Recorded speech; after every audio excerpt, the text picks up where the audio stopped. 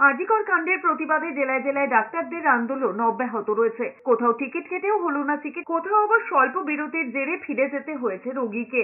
এর মধ্যে কলকাতার সমস্ত মেডিকেল কলেজ এবং হাসপাতাল তো রয়েছেই, পাশাপাশি জেলায় জেলায় মেডিকেল কলেজ এবং সরকারি হাসপাতালগুলোতেও কর্মবিরতি পালন করছেন চিকিৎসকরা। মালদার চাঁচল সুপার স্পেশালিটি হাসপাতালের সুপার, অ্যাসিস্ট্যান্ট সুপার সহ সিনিয়র ডাক্তারদের প্রতিবাদে সরব হয়েছেন। নদিয়ার কল্যাণী জেএনএম হাসপাতালেও ডাক্তারদের আন্দোলন অব্যাহত রয়েছে, যার ফলে পরিষেবা ব্যাহত হয়েছে। এদিকে চুঁচুড়ায় ইমামবাড়া হাসপাতালে ওপিডিতে কাজ করছেন না জুনিয়র চিকিৎসকরা। সিনিয়র চিকিৎসকরা পরিষেবা চালু রাখলেও কি সবকিছু স্বাভাবিক হবে? ডায়মন্ড হারবার মেডিকেল কলেজ হাসপাতালে আজিকর কাণ্ডে ডাক্তারি পড়ুয়াদের আন্দোলন অব্যাহত রয়েছে। আন্দোলনকারীদের দাবি, অবিলম্বে ঘটনার সঠিক তদন্ত করে দোষীদের সর্বোচ্চ শাস্তি দিতে হবে। বসিরহাটের স্বাস্থ্য জেলা সুপার স্পেশালিটি হাসপাতালে নার্স এবং চিকিৎসকদের কর্মবিরতি শুরু হয়েছে।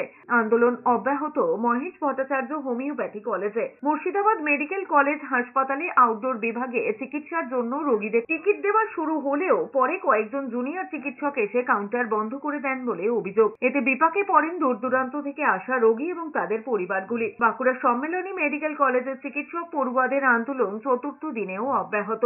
নিরাপত্তার দাবিতে অনির্দিষ্টকালের জন্য অবস্থান বিক্ষোভ শুরু করল পুরুলিয়া গভর্নমেন্ট মেডিকেল কলেজ এবং হাসপাতালের ডাক্তারি পড়ুয়ারা। বিচার বিভাগীয় তদন্তের দাবি তুলে মিছিল করে পথে নামেন উত্তরবঙ্গ মেডিকেল কলেজের চিকিৎসকরা।